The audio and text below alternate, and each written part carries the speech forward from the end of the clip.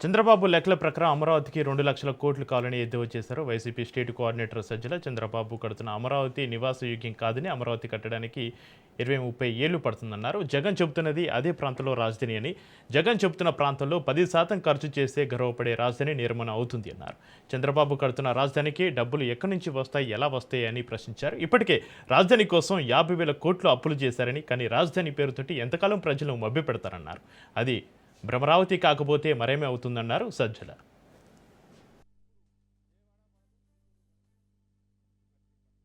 ఆయన ఎక్కడైతే ఇప్పుడు రాజధాని కోర్ క్యాపిటల్ అంటున్నాడో క్రక్స్ వచ్చి దానికి సంబంధించి ఆయన చెప్పిన దగ్గర, చంద్రబాబు నాయుడు గారు చెప్తున్న దగ్గర అయితే ఇంకా 30-40 ఏళ్ళైనా కన్స్ట్రక్షనే పూర్తి కాదు.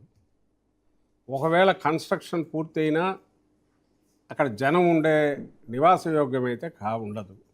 దానికి ప్రాక్టికల్ ఉదాహరణగానే రాయపూర్ లాంటివి చూపించాం. నయా రాయపూర్ ఇప్పటికి 20 ఏళ్ళు అయింది. ఐ థింక్ వీడియో మొన్న వేసి చూపించాను.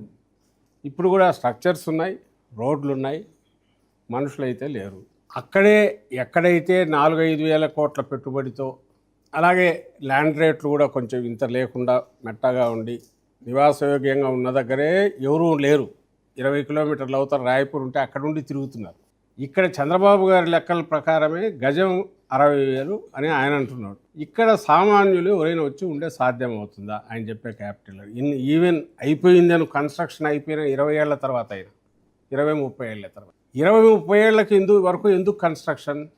ఆయన లెక్కల ప్రకారమే ఇన్ఫ్రాస్ట్రక్చర్ డెవలప్మెంట్ కోసమే 2 లక్షల కోట్లు కావాలా? ఆయన లెక్కల ప్రకారమే